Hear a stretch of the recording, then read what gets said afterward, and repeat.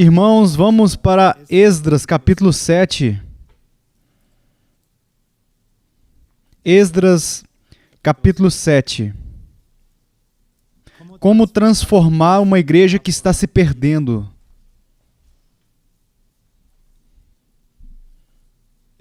Esse é o tema de hoje. Esdras, capítulo 7. Versículo 10.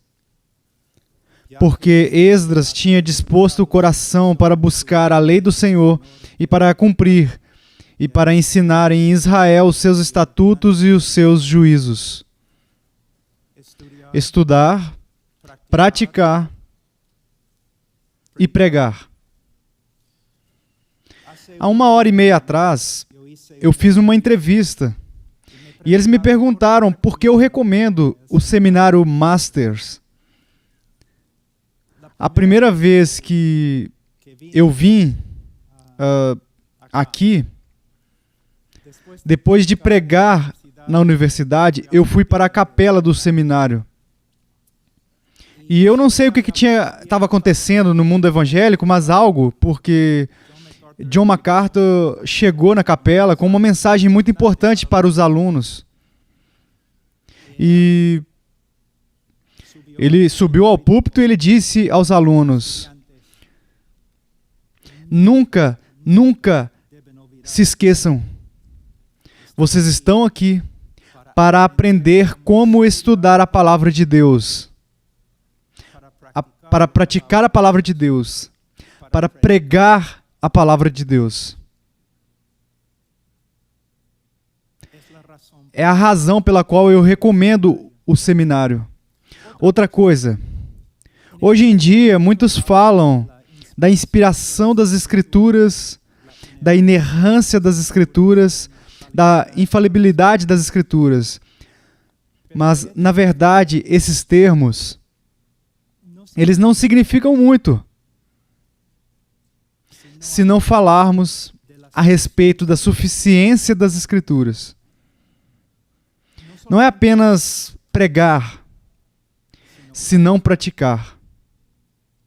Hoje eu vou falar sobre como transformar uma igreja que está se perdendo, se extraviando, ou como reformar uma igreja, mas quando eu uso a palavra reformar, eu estou falando sobre a necessidade de se conformar a igreja ao que está escrito, e é um trabalho para toda a vida, isso nunca termina. Como o trabalho de um pastor nunca termina. A obra da reforma da igreja é um trabalho contínuo para toda a vida. Agora, vamos ver 3 coisas muito importantes. Nós vamos voltar em breve para este texto, mas eu quero falar sobre 3 tópicos muito importantes. Em primeiro lugar, quando nós falamos sobre a reforma da igreja, nós temos que examinar a nossa motivação como ministros da igreja e como ministros de Cristo. Nossa motivação. Segundo, nós temos que reconhecer, como eu disse, que é um trabalho progressivo de muitos anos. Terceiro, devemos reconhecer e usar apenas as armas que o Senhor nos tem dado. A palavra de Deus, a oração, intercessão e uma vida exemplar. Pastores, anciãos, segundo o caráter de Cristo. Primeiro, examinar os nossos motivos. Jovens, para vocês que vão entrar no ministério, esta parte é muito importante.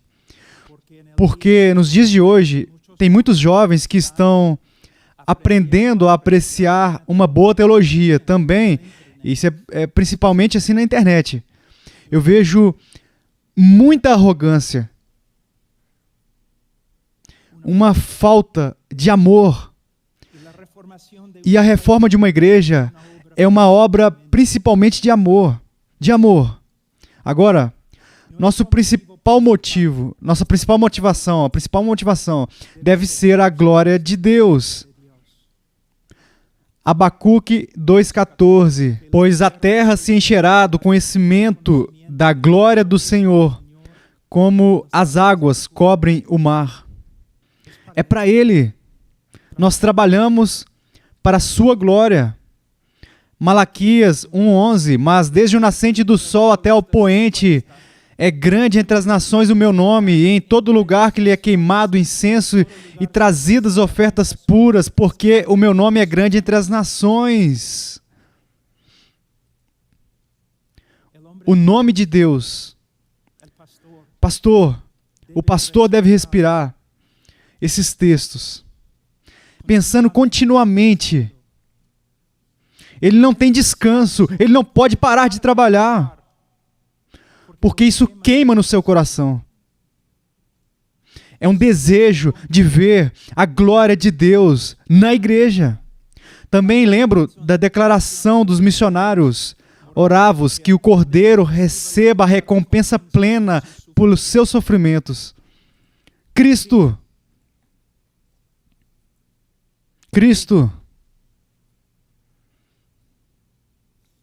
Como Jesus, devemos lutar pela reforma e a transformação da igreja, porque o nosso zelo pela casa do Senhor nos consome.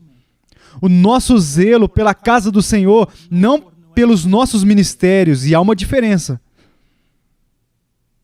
Há uma grande diferença. Como Paulo, devemos lutar pela reforma da igreja, porque não podemos suportar quando vemos o nome do Senhor blasfemado na comunidade e entre as nações por causa da ignorância e desobediência da igreja. Queremos ver uma igreja pura, porque amamos o Senhor. No final, há um texto que muitas vezes todos nós esquecemos, mas é um texto que revela o coração do Senhor como nenhum outro texto. Mateus 6, 9 a 11. Portanto, vós orareis assim: Pai nosso que estás no céu, santificado seja o teu nome, venha o teu reino, faça-se a tua vontade, assim na terra como no céu. O pão nosso de cada dia dá-nos hoje. Aqui nós podemos ver revelado o coração do Senhor, a parte mais profunda do seu coração. Ele fez tudo o que fez para tornar os homens, para estimular os homens a exaltar o nome do Senhor. Que o nome do Senhor foi colocado em uma categoria totalmente separada de todas as outras categorias. E que o reino de Deus avance. E que a vontade de Deus seja feita para a glória de Deus e para o bem-estar dos homens. E no final ele diz, o pão nosso de cada dia dá-nos hoje.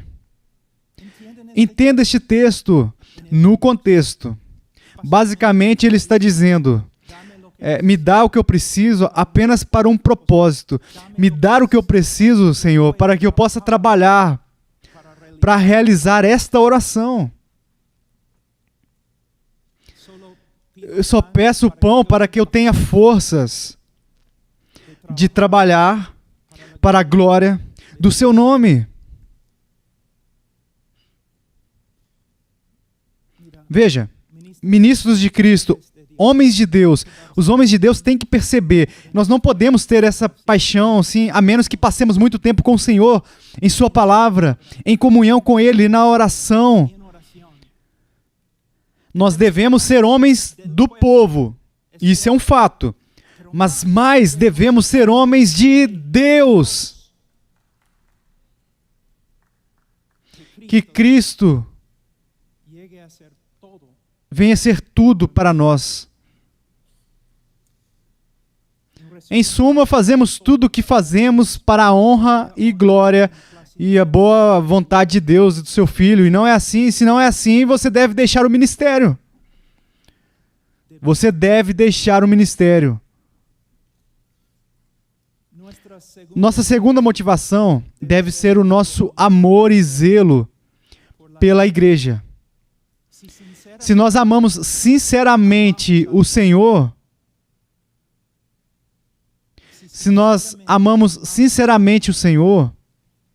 nós amaremos a sua esposa. As duas coisas são inseparáveis. Quando você me diz que ama a Deus, eu só preciso examinar o quanto você ama o seu povo, o povo de Deus. E eu não estou aqui, ou neste sermão, não estou falando sobre a igreja universal ou a igreja invisível. É muito fácil amar uma esposa invisível.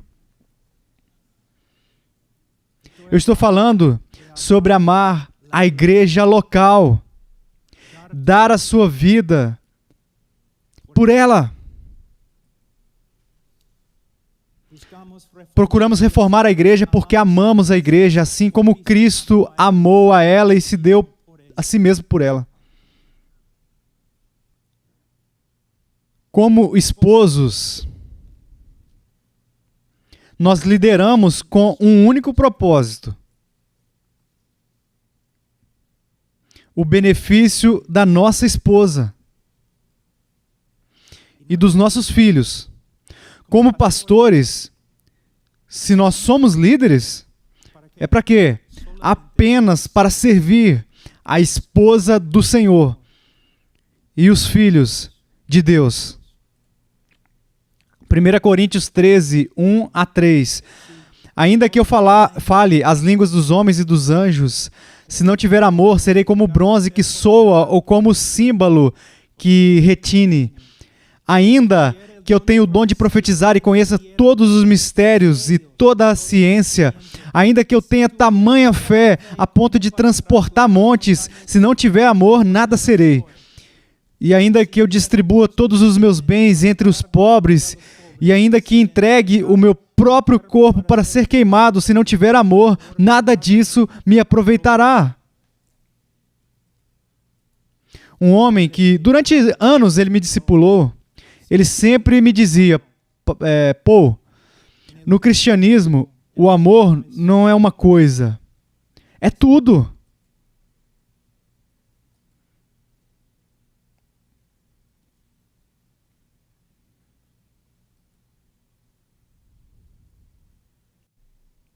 Buscamos reformar a igreja, porque, como um povo, a igreja é nossa amada, a nossa alegria, nossa coroa.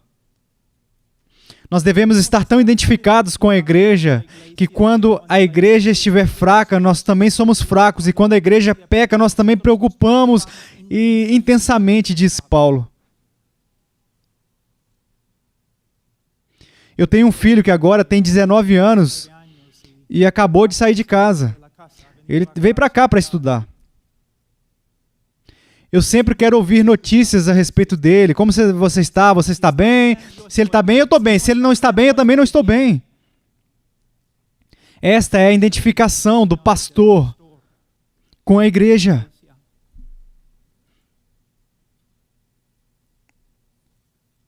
Nós devemos reformar a igreja porque, como Neemias, nós não podemos suportar a igreja em grande aflição e opróbrio por causa dos seus inimigos.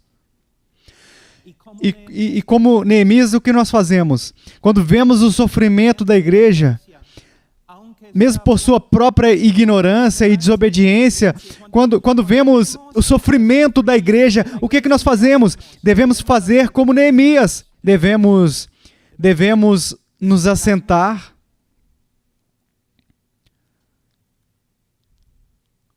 e orar, meditar, e orar, e então depois nos levantar de novo para edificar, para trabalhar.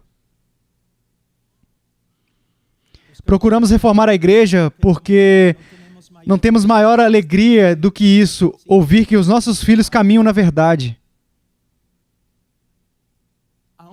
Mesmo como pais, entendemos muito bem este texto. Não é certo? Quanto mais, como pastores, devemos entender. Quando Paulo disse que a igreja era sua vida, sua alegria, sua coroa, ele não estava falando em metáforas. era uma realidade na vida dele. De novo, o homem que antes me discipulou, depois de aprender uma nova verdade, ele sempre me dizia: pô, você entendeu a verdade no papel, não? Mas é uma realidade na sua vida? É uma realidade na sua vida?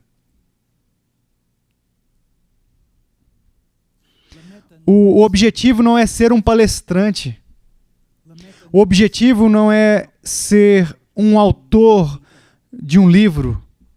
O objetivo é ser um pastor fiel.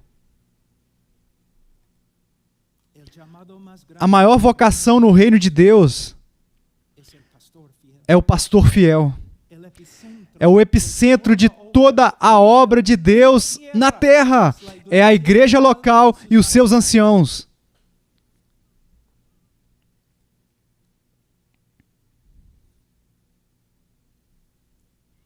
Buscamos reformar a igreja porque somos zelosos pela igreja.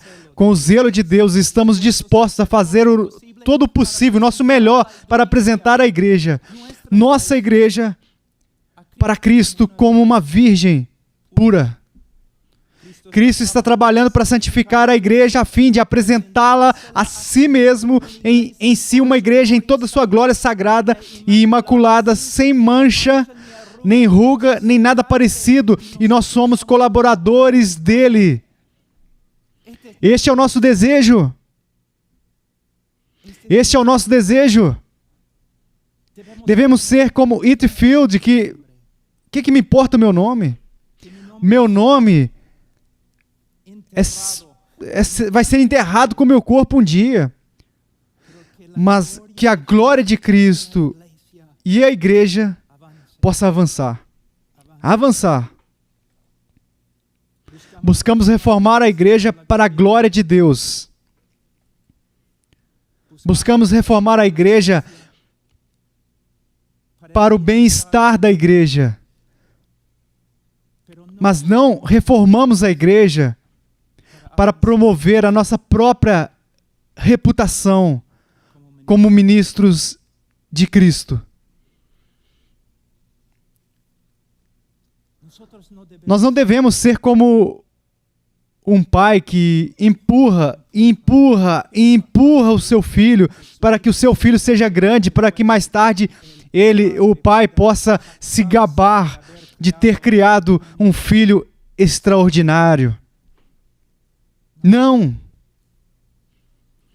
devemos nos apressar em reformar a igreja simplesmente porque nós temos medo que a imaturidade da igreja prejudique a nossa reputação entre os outros irmãos e ministros.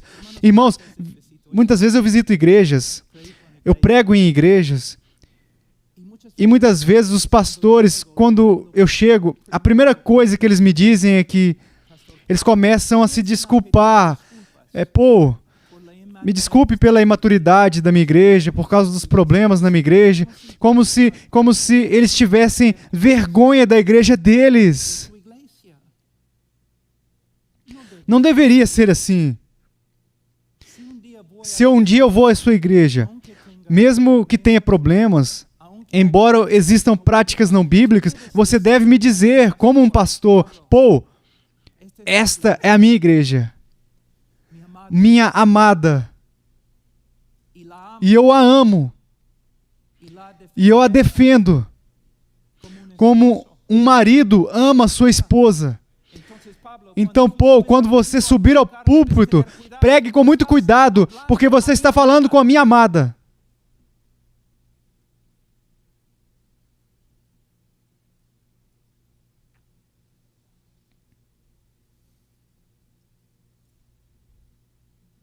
Nós não devemos usar a igreja para avançar o nosso ministério.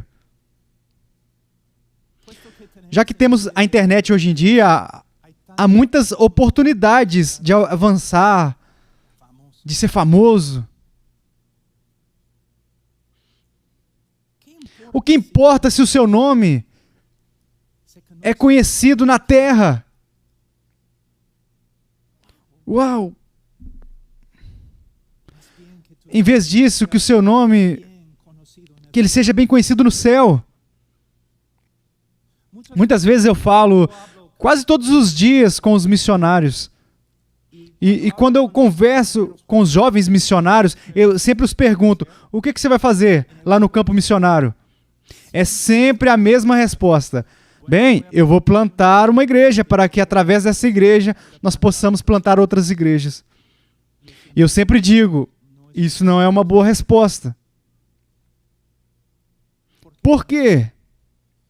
Veja, jovem, me escute.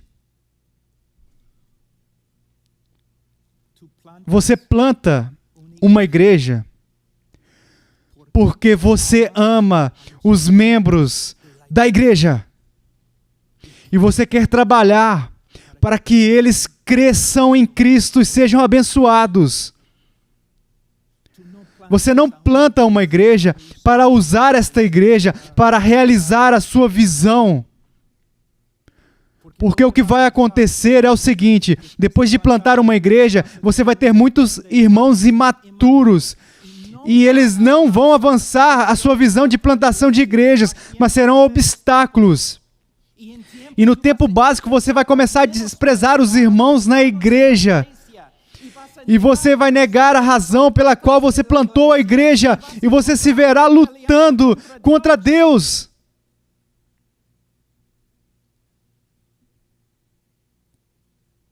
Mas eu garanto que se você plantar uma igreja e se dedica a dar a comida, o alimento,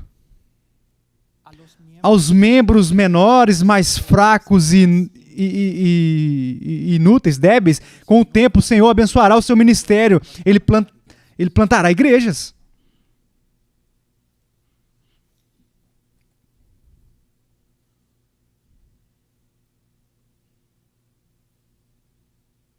Às vezes, eu escuto os pastores se gabando um pouquinho. Assim. Em primeiro lugar, devo dizer que conheço muitos pastores que amam suas igrejas. De verdade. Há muitos pastores. Isso é uma verdade. Mas também conheço pastores que estão sempre falando sobre o seu grande amor pela igreja. Mas depois de examinar o ministério deles, eu acho que eles estão um pouco confusos. Eles não amam a igreja.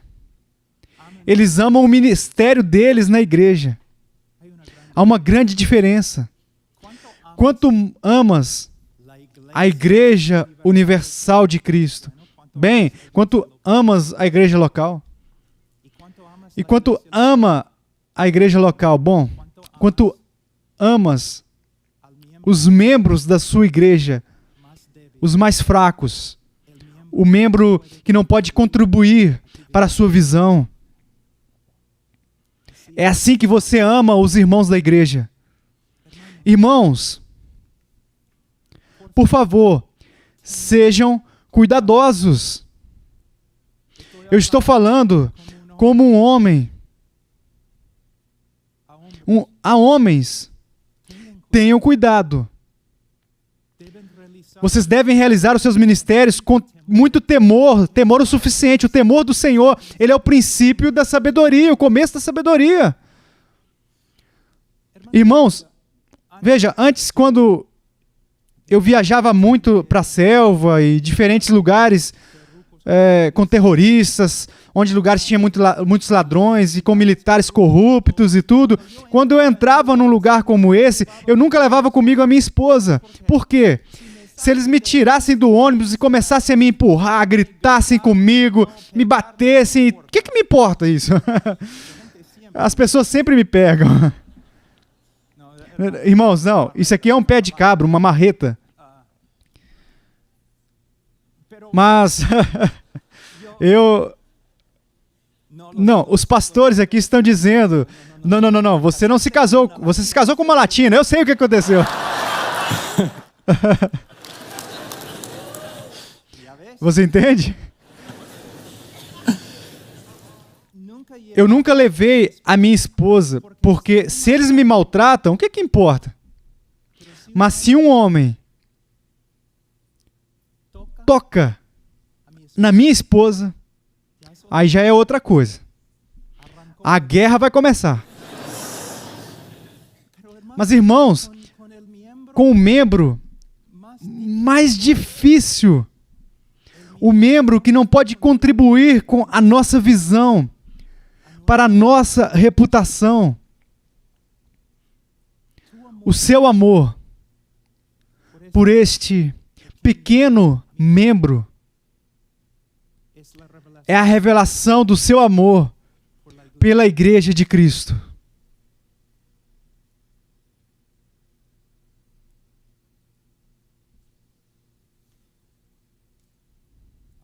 Para os jovens pastores eu digo, vocês querem reformar a igreja?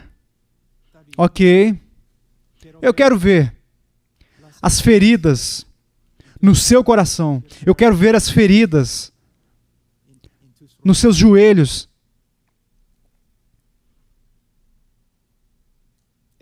Aquele que caminha com lágrimas, carregando a semente da semeadura, retornará verdadeiramente com gritos de alegria, trazendo os seus frutos. Você quer ouvir uma boa descrição de um pastor, um reformador? Isaías 53:4. Certamente ele tomou sobre si as nossas enfermidades e as nossas dores levou sobre si. Esse é um pastor. Aqui está falando de Cristo, o grande pastor das ovelhas.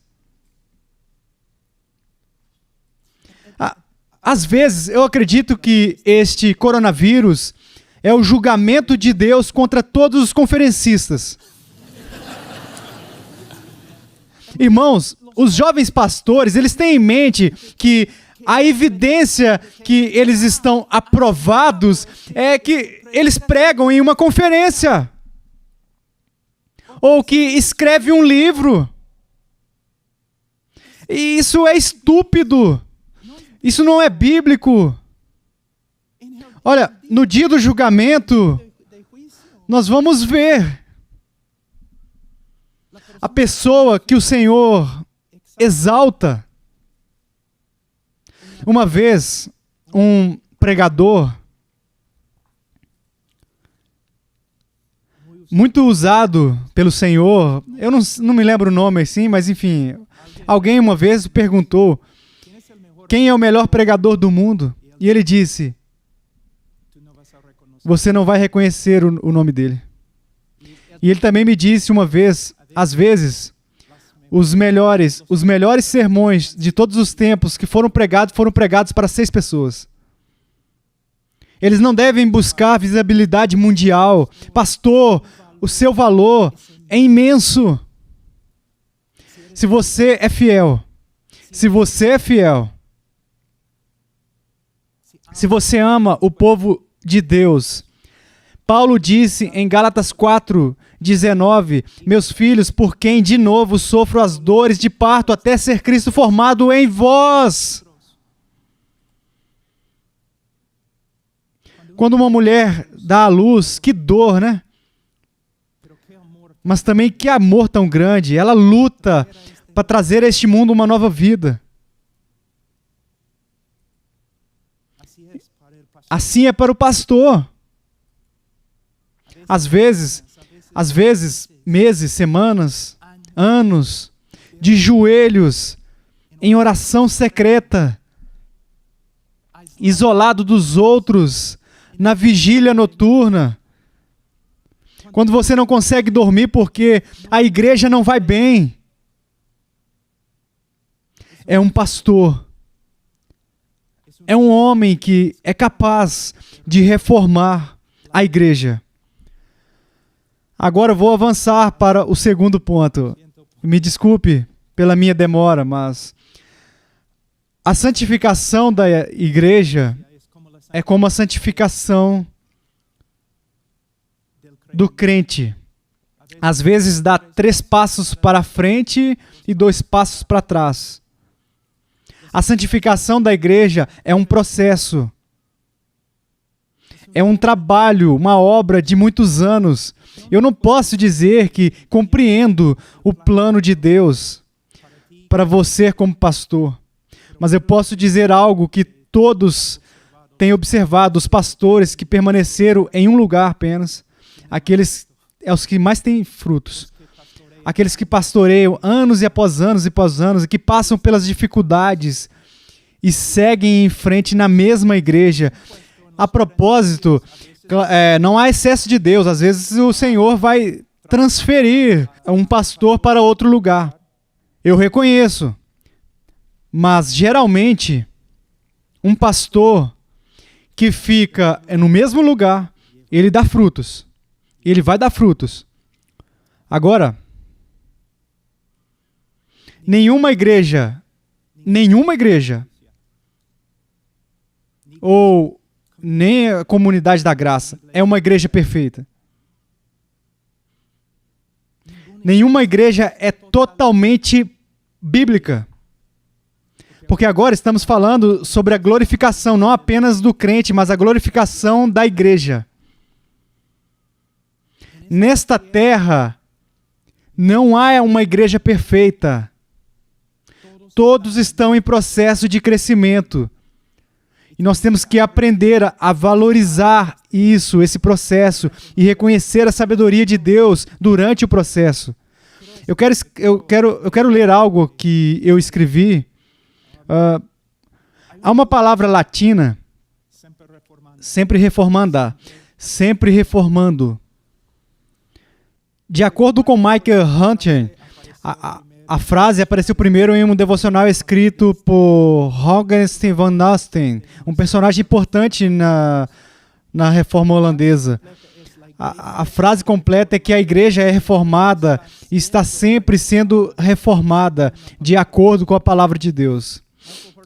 Mike Holder disse algo muito importante aqui, que o verbo é passivo.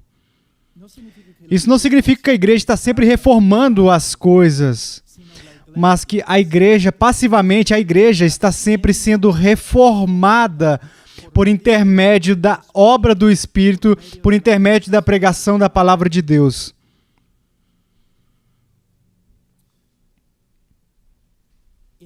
E nos últimos 15 anos, temos ouvido muito acerca da reforma.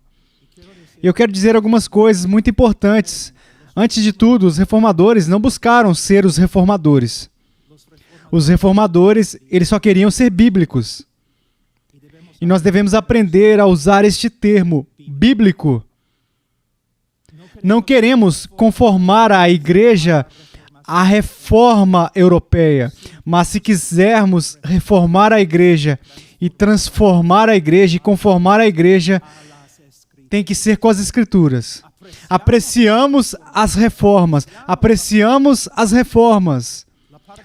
A parte bíblica das reformas, a propósito, nós podemos aprender com as reformas. Mas, irmãos, o objetivo é ser bíblico. Nos últimos 15 anos, nós temos visto muitas pessoas falando sobre a doutrina da reforma. E de verdade, eu pensei que haveria uma espécie de reforma. Mas agora... Então você, eu não sei, você não escuta nada a respeito da reforma? Saiu de moda. E agora tem outras coisas. Acho que houve alguns erros nos últimos 15 anos. Primeiramente, a reforma, como eu posso dizer isso? A reforma tem a ver com mais do que uma única doutrina. A doutrina da graça soberana. Muitas pessoas nos últimos 15 anos adotaram a doutrina da graça soberana a Deus. Então agora eu sou reformado porque eu adotei, eu aceitei, eu acredito nas doutrinas da graça soberana. Mas, irmãos, a reforma tem a ver com a doutrina da sola Escritura, para conformar cada aspecto das nossas vidas, a nossa doutrina, da nossa igreja, ao que está escrito. E por isso, eu estava pregando alguns anos atrás, eu conheço alguns armenianos, que são mais reformados do que os reformados. Porque você só quer se conformar a uma única doutrina, mas existem outras doutrinas e práticas. Você quer ser reformado no seu casamento, na sua família, na administração da disciplina na igreja, quer ser reformado na forma como os anciãos o treinam. Você quer ser reformado na sua doutrina de piedade da oração, santidade. Não, a principal doutrina da reforma foi a doutrina da sola escritura. E nós temos a tarefa, como pastores, de conformar a nossa vida à Escritura e conformar a igreja com as Escrituras, por intermédio de pregar as Escrituras. Agora, eu quero falar sobre algumas armas, bem rápido. 2 Coríntios, capítulo 10, 4, Paulo diz: porque as armas da nossa milícia não são carnais, e sim poderosas em Deus, para destruir fortalezas. Quando eu estudo todo o Novo Testamento e o Antigo Testamento, eu vejo que o Senhor nos deu a nós, ministros de Cristo, e algumas armas. Quanto mais nós confiamos no braço da carne, menos veremos o poder de Deus. Nós precisamos rejeitar a armadura carnal do rei Saul e nós precisamos buscar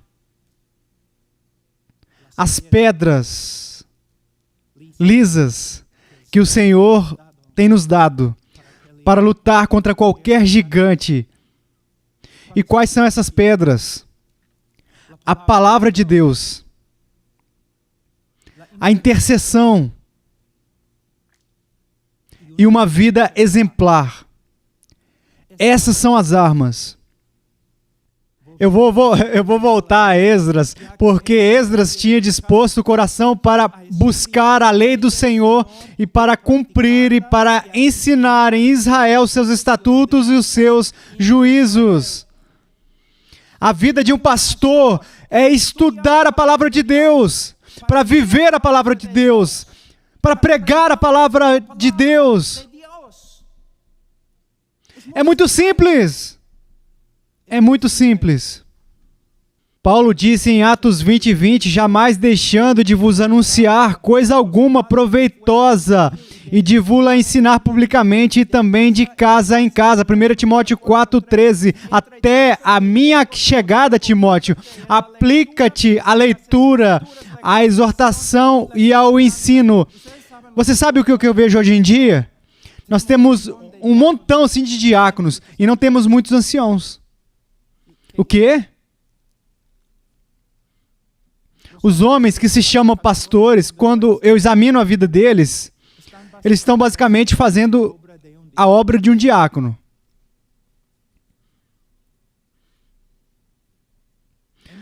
Temos subestimado demais o ministério dos diáconos. Não apenas, de acordo com 2 Timóteo capítulo 2:2, não devemos apenas treinar os homens para que possam ser anciãos, devemos treinar diáconos para que eles possam fazer a obra um dia eles possam ser um ancião para fazer o trabalho que é estudar, orar e proclamar. Quanto tempo, pastor? Cada dia.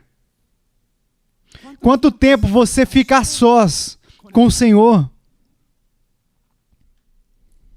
Quando eu era mais jovem no Peru, eu tinha acabado de me casar e todos os missionários peruanos, eles falavam algo sobre a minha esposa. Ela parece uma rubina. Por que eles falavam que ela parecia uma rubina? Porque eles iam até a minha casa às 8 da manhã, 9 da manhã, e eles diziam, eu quero ver o pastor Paul. E a minha esposa, como uma rubina, com uma espada assim, ó. Não. Não? Como não? Bem, duas perguntas. Alguém morreu? Não. Cristo voltou? Não. Então você não pode ver o meu marido. Por quê? porque ele está em uma reunião. Com quem? Com o Senhor. As primeiras horas com ele. É claro que às vezes há exceções. Por exemplo, quando alguém morre ou se Cristo retornar. Mas Satanás vai atacar o seu estudo, o seu tempo de oração. Irmãos,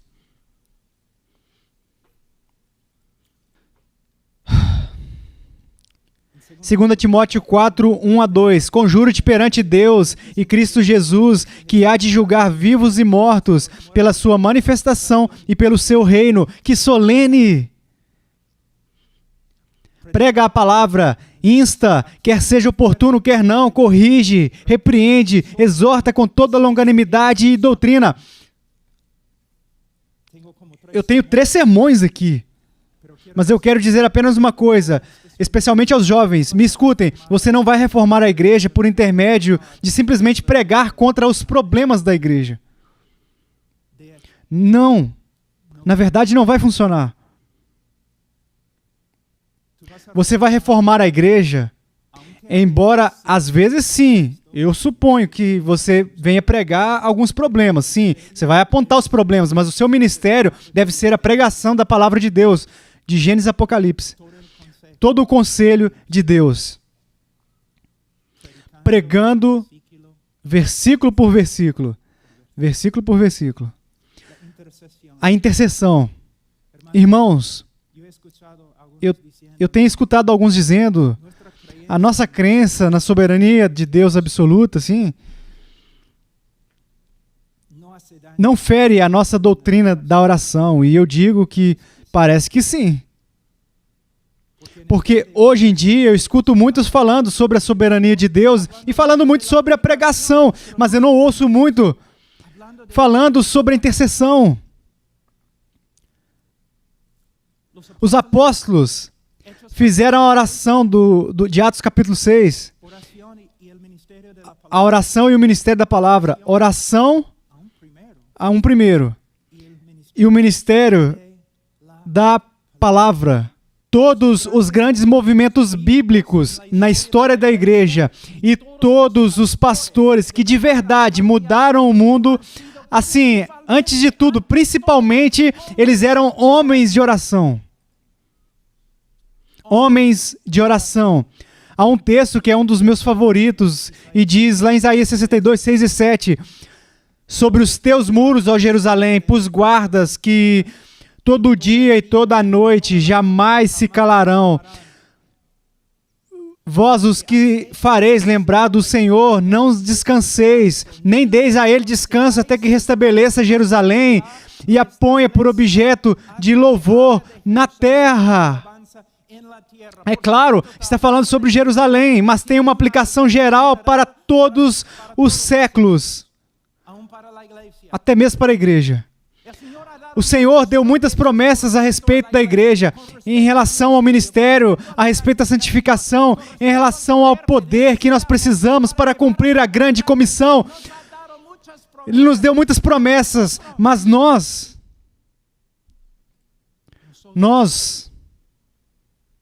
com fé, devemos cumprir essas promessas. Senhor, aqui estou. Dai-me o que eu preciso para realizar este ministério. Bethany Lloyd Jones disse a respeito do seu marido. Bethany Lloyd Jones, a esposa de Martyn Lloyd Jones, ela disse: ninguém vai entender o meu marido até que ele reconheça que, antes de mais nada, um homem de oração e então um evangelista.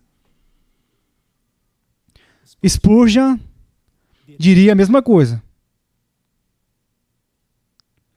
Por fim, uma vida exemplar. Esdras não apenas estudou, ele praticou o que ele aprendeu. É interessante, Mateus 28, 20, ensinando-os, está falando com os apóstolos, ensinando-os a guardar todas as coisas que vos tenho ordenado. 1 Coríntios 11:1. Sede meus imitadores, como também eu sou de Cristo.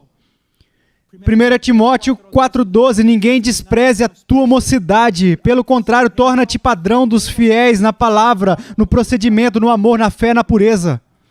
Sabe, quanto a mim, a necessidade da minha esposa é que eu seja mais como Cristo. A necessidade dos irmãos da minha igreja é que eu seja mais parecido com Cristo. A necessidade maior dos meus filhos é a coisa assim mais... A melhor coisa que eu posso fazer pelos meus filhos, como pai deles, é ser mais parecido com Cristo, mais como Cristo, mais como Cristo, mais como Cristo. Você não deve estudar simplesmente para pregar, você deve estudar para praticar. Um homem, uma mulher de acordo com Cristo. Um homem piedoso. Um homem que teme ao Senhor. Na Hot Cry, todas as terças, é um dia especial de oração. E a oração mais frequente: Senhor, cresça o nosso temor por Ti. Cresça o nosso temor por Ti.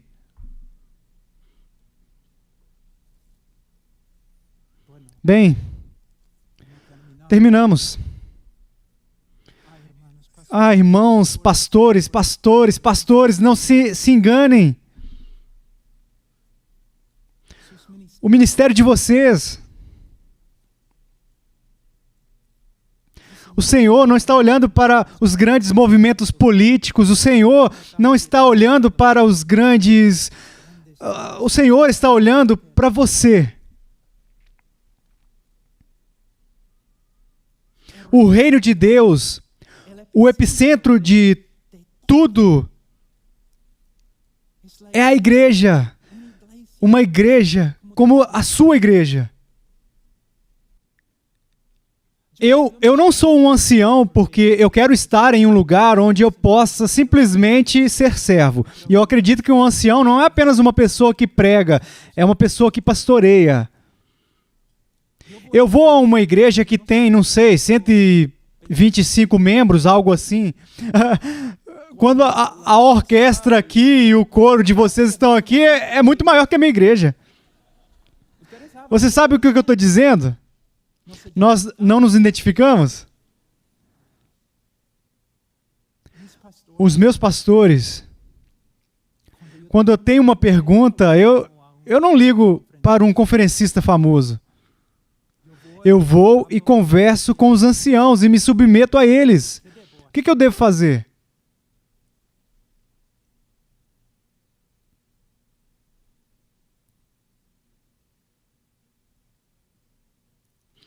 Não se engane quanto à importância do seu ministério. Você não pode exagerar. Então, seja fiel. Seja fiel.